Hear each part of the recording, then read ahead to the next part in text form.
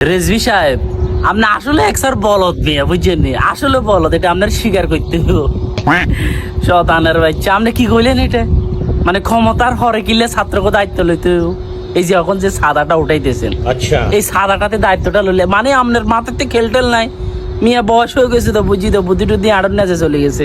শতানের বাচ্চা, আমরা এখন চাঁদা যেগুলো উঠান, এগুলো দিয়ে ছাত্রদের পাশে দাঁড়ান, মানুষকে শো করেন, প্রেজেন্ট করেন যে আমরা ছাত্রদের পাশে কাজ করতেছি।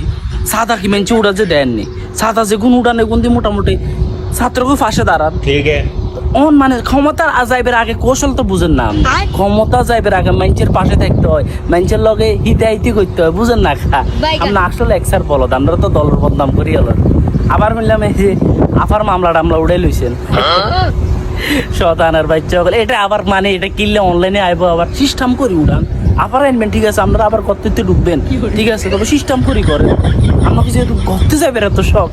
শতানের বাচ্চা রেজি আসলে আমরা নিয়ে বলদ, বিএনপিতে বেশি বলদ ঢুকে গেছে, যার কারণে দলটা বেগুনের বুদ্ধি আড়ন নেচে চলে যায়। শতানের বাচ্চা কোনো কার ভিত্তি কোনো বুদ্ধি দেয় না বাবা, এটা কোনো কথা? এটা কোনো কথা না। আপনি একটু চালাক হন, চালাকি ছাড়া দুনিয়ার চলন যায়। ধরো মিয়া বলদ।